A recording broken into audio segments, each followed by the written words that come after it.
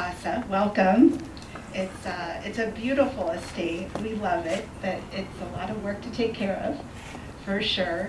We're getting ready for our Harvest Festival, so Patty and I have been working quite hand in hand on that. But anyways, they asked me to speak today, and prior to COVID, we would go everywhere around Los Angeles, Orange County communities and try to educate as much as we could on stroke. Mainly the warning signs and risk factors, what to do if you've had a stroke, things like that.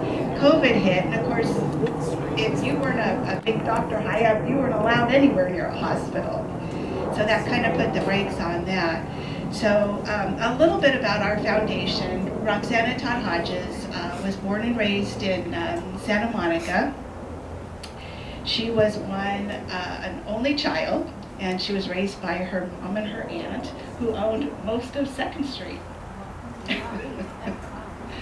Not only that, she decided to marry into the Hodges family, which owned the other side of 2nd Street.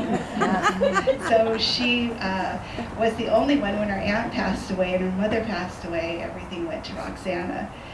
So she was busy really trying to maintain the property, the buildings that went up on 2nd Street. And so that's where I came into play a little bit, young, out of school, trying to help her with her accounting. This was in the early 90s.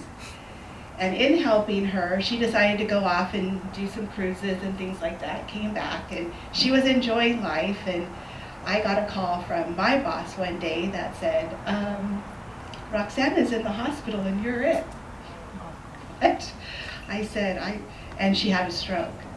And this was 1992. Knew nothing about a stroke, nothing. In fact, the doctor over at St. John said, a stroke happens like an earthquake. We don't know where, how bad, or when it's going to happen next. And that's what they knew about stroke back then. She went on to have 3 major strokes. Her last one pretty much left her confined to her bed. And that's where we started to learn more and more about what caused her stroke to happen. And when she was still able, she decided to leave everything she had and build a foundation that would educate stroke. So we did that for a while, and me being in the Trojan family since I can remember, my father, a graduate from USC, my family all in USC. And so when it came to try to figure out what to do with it, my first call was over to Molly Gervais, so I'm sure some of you know, and said, I have some funds to donate.